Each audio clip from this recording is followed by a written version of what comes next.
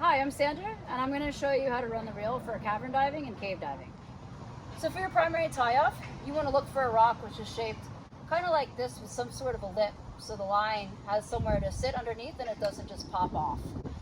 You want to do this from the surface. It can even be outside of the cenote, or it can be outside of the cavern zone, but somewhere where if you ascended, you would go into open water and you wouldn't hit the cave ceiling. So I'm going to free a little bit of line. I'm going to keep my hand here as a brake so the spool can move and then I can stop it when I want to. So for the primary tie-off, we want to do 3 to 5 wraps. First, what we want to do is we want to loosen this up so that our spool can move freely. This is the spool part of the reel. This is the handle. So for the primary tie-off, you can make a little noose like this if you want, or you can pass the reel through itself. So you want to do it so it goes back on itself so it can tighten up. So see how this way it's gonna be loose, it's gonna be slack. That's not good. You want to do it here so it tightens up on itself. And this is gonna be 3 to 5 wraps. And you want to put the line on top of itself. You don't want to put it all different places. You want to make it nice and tight so it stays put, like this. So when we're running the reel, this is going to be the brake hand. I can put my hands down on this spool to stop it from moving.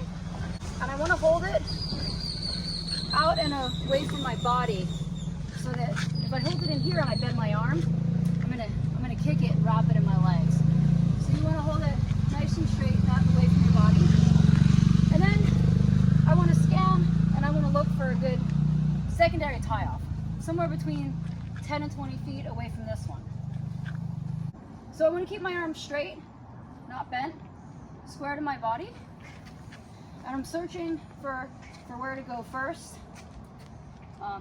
If I end up going this way, and I don't like this way, I want to go that way.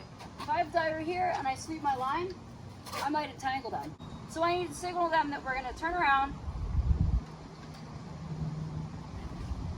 come back in, and now I look and I decide that I found a good secondary tie-off. Straight arm.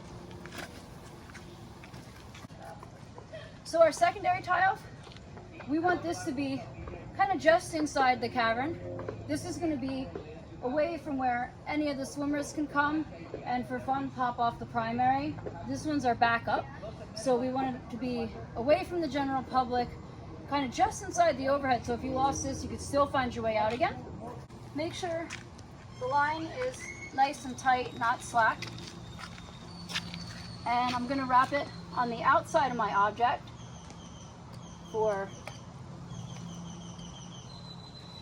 you want to do 2 to 3 wraps on the secondary. Then you want to go over and under like this. So if we can't see on the way out, the line is pulled this way. If I wrap my line the wrong way and I put it this way, 2 to 3 wraps, over, under. You see that if I was following the line back and I can't see, the line's kind of pulled farther into the cave. So that's why you want to start your wrap on the far side of the object.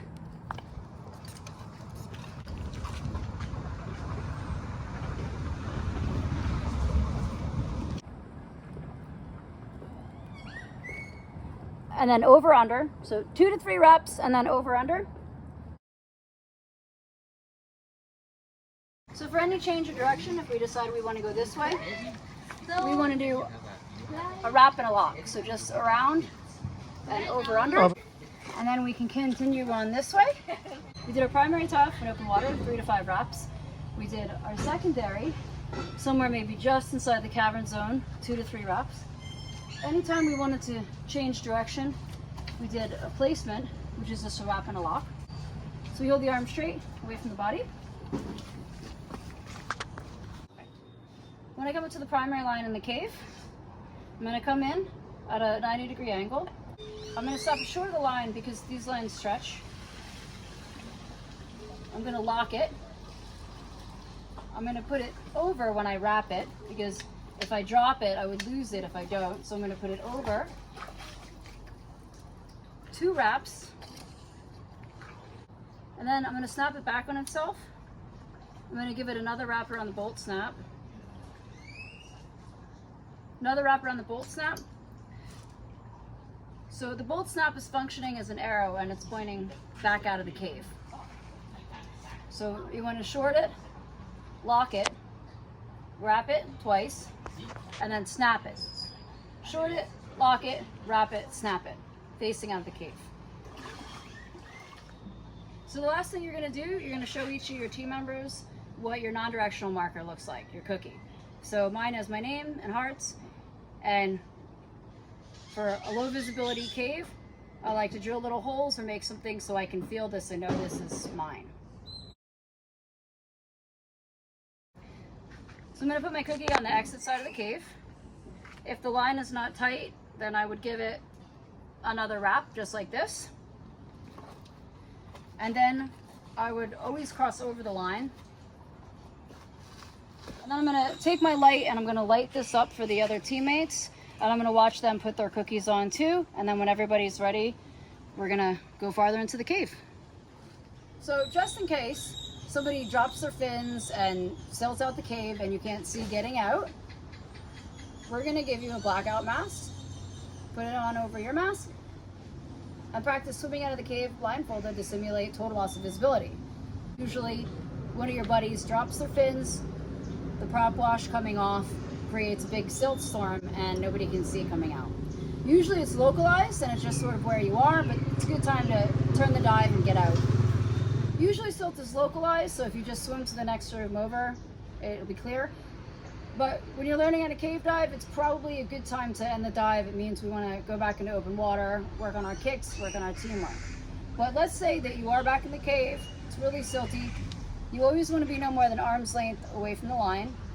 So when you grab the line, you're going to okay it so that these 2 fingers need to meet so the line can't get pulled out of it.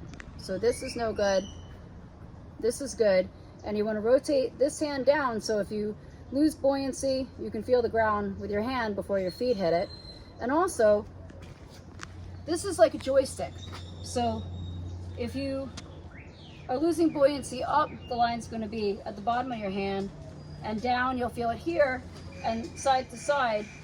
So this is giving you a sense of your buoyancy and your direction. So you want to okay the line, put these fingers down, have a straight arm, arm square to the line. If your arm is bent, you're gonna kick the line, or you're gonna end up sort of swimming off course. So straight arm, you should even feel maybe a pinch in your shoulder here, just slightly bent so you feel comfortable. And then you're gonna put one hand here so you can't smash your head into rocks. And then you're just gonna work your way out of the cave. So when I come across something here, I know that this is my reel because I can feel this little ball here, so even with my eyes closed. And then on my cookies, I usually have a little hole drilled right here. So I know this is my exit line, so I'm going to thumb the exit, this points out, and then I'm just going to do one final sweep with this hand to make sure there's no other lines coming off of it. Thumb the exit again, okay the line, feelers down, arms straight. So I'm going to feel around here to make sure that there's no other lines coming off this. Thumb the exit, okay the line, hand here so I don't hurt myself, straight arm, just a little bit bent, and then I'm going to make it over to the primary tie-off. So I've come to my last tie-off. I'm going to feel my 3 to 5 wraps here, so I know I'm in open water now, and I'm going to turn to whoever's behind me when they catch up. I'm going to grab their thumb and I'm just going to squeeze it in a thumbs up position to let them know that I think we're at the final tie off. So I'll wait here for them to verify, and then we both go up, we're in open water.